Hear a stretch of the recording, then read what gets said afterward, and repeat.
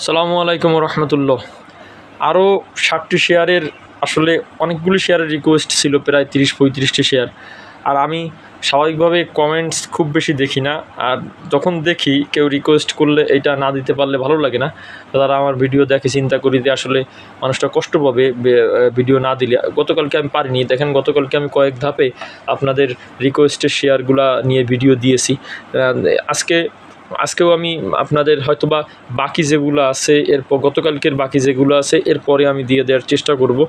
দেখেন আজকে প্রথমে যে ভিডিওটি করতেছি মার্কেটের পরেই, মার্কেট আজকে শেষে দেখেন কয়েকটি শেয়ার নিয়ে আপনারা জানতে চেয়েছেন, আমি দ্রুতই করার চেষ্টা করব। প্রথমত ওয়াটা কেমিক্যাল, একজন ভাই জানতে চেয়েছেন যে ওয়াটা কেমিক্যাল সম্বন্ধে একটু বলেন। আসলে Wata chemical low paid share.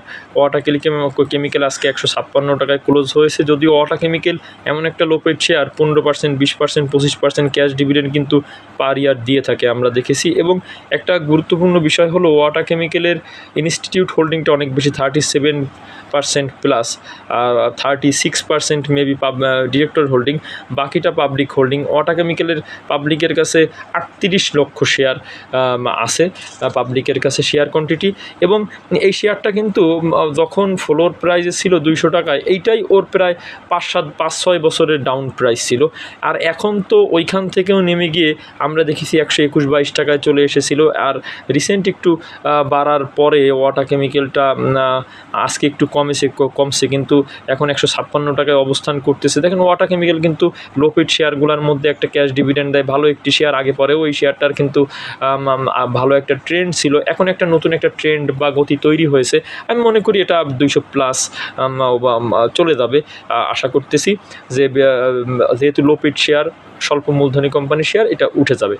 দেখেন দ্বিতীয় যে শেয়ারটির কথা বলছেন, দ্বিতীয় যে শেয়ারটি একজন অনুরোধ করেছেন ডোরেন পাওয়ার শেয়ারটা এখন 26 টাকা 90 পয়সা আছে। এটা কিন্তু একটা শক্ত শেয়ার, ফান্ডামেন্টাল শেয়ার, যদিও শেয়ার কোয়ান্টিটি একটু বেশি, প্রায় 18 কোটি সামথিং হবে।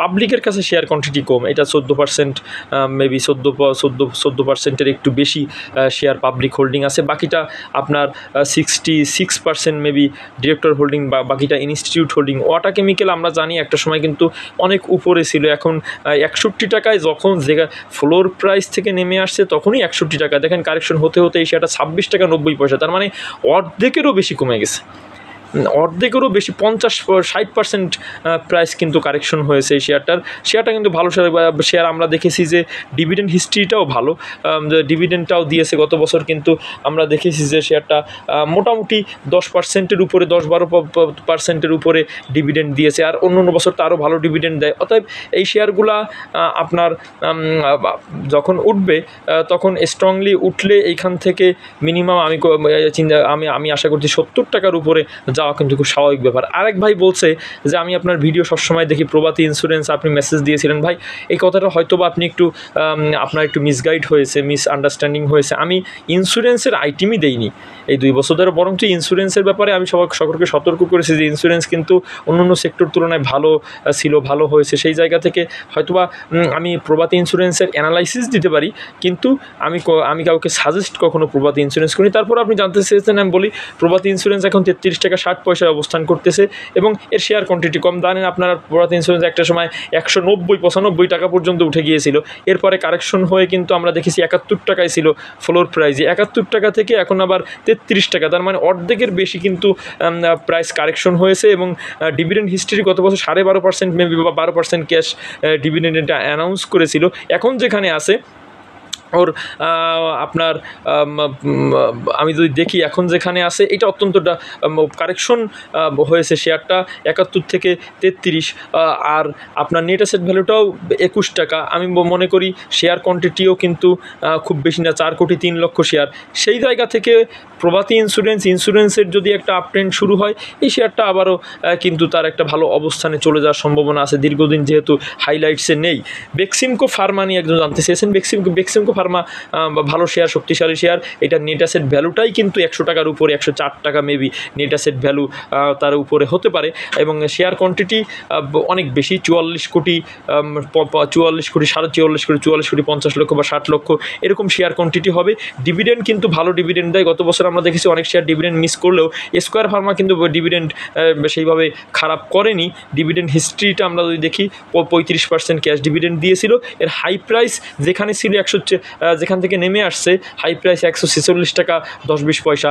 দেখেন এইটাই কিন্তু ডাউন প্রাইস, যেখানে আপনার যেখান থেকে শেয়ারটা নেমে আসছে 1 বছরের ডাউন প্রাইস 146 টাকা, 1 বছরের হাই প্রাইস 146 টাকা, এটাই কিন্তু ডাউন প্রাইস। স্কয়ার ফার্মা ভালো শেয়ার, সেই জায়গা থেকে এখন 123 টাকা 114 টাকা পর্যন্ত নেমেছিল। তখন আমি অনেককে বলেছিলাম এখন স্কয়ার ফার্মাটা নেওয়ার সময়। দেখেন এখন 23 টাকা 70 পয়সা। এটা মার্কেট ভালো হলে আরও অনেক উপরে, প্রায় 200-র কাছাকাছি যাওয়ার কিন্তু একটা পসিবিলিটি আছে।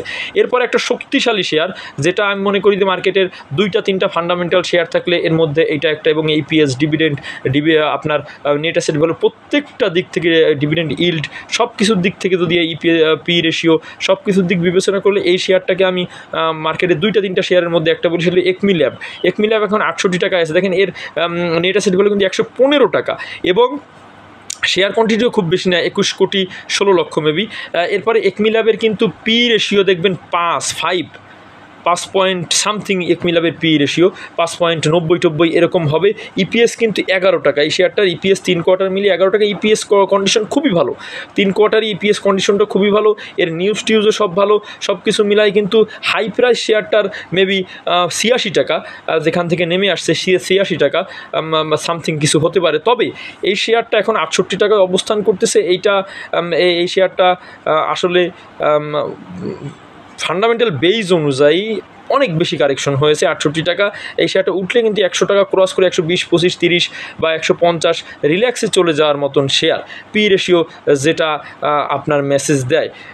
এরপরে যে শেয়ারটির কথা বলবো মীর আক্তার সম্পর্কে জানতে চাইছেন। মীর আক্তার আসলে গত বছর 12.5% ক্যাশ দিয়েছিল, এবং 37 টাকা 80 পয়সা শেয়ারটা আছে। 56 টাকা এর আমি যদি বলি হাই প্রাইস ছিল, সেইখান থেকে 37 টাকা 80 পয়সা খুব বেশি কারেকশন হয়েছে বলবো না। তবে নেট অ্যাসেট ভ্যালুটা ভালো, শেয়ার কোয়ান্টিটিও কম, সব মিলাই টিলাই এইসব শেয়ারই অনেক সময় একটা বড় ধরনের গেম হয়। সেই জায়গা থেকে শেয়ার কোয়ান্টিটি সব কিছু মিলাই টিলাই, নেট অ্যাসেট ভ্যালু মিলাই টিলাই শেয়ারটা এখন যে পজিশনে আছে, যেহেতু বড় কারেকশন হয়নি, 30 টাকার নিচে আপনার 30 টাকার নিচে খুব বেশি দেখা যায়নি শেয়ারটাকে। সেই জায়গা থেকে আমি বলবো 30 টাকার নিচে যেহেতু নামি, এই শেয়ারটা উঠলে 50 ক্রস বা 60 ক্রস করা খুবই ইজির ব্যাপার। শেষ যে শেয়ারটির কথা বলবো, যে সোনালী পেপার আমরা জানি একটা বড় গেম হয়ে গেছে। লোপেড শেয়ার, তার লোপেড শেয়ার ছিল, অত্যন্ত লোপেড শেয়ার ছিল, কিন্তু এখন একটু পেইড আপ ক্যাপিটাল বাড়িয়ে 1 কোটি 8 লক্ষ শেয়ার হয়েছে, 50% ডিরেক্টর হোল্ডিং আছে। এবং আপনার সোনালী পেপারটা 182 টাকায় অবস্থান করতে, 700 টাকার উপরে, কিন্তু 700 টাকার উপরে খালি ইয়ারলি হাই প্রাইস 700 টাকার উপরে, আরও অনেক উপরে শেয়ারটি 1000 টাকা পর্যন্ত চলে গিয়েছিল।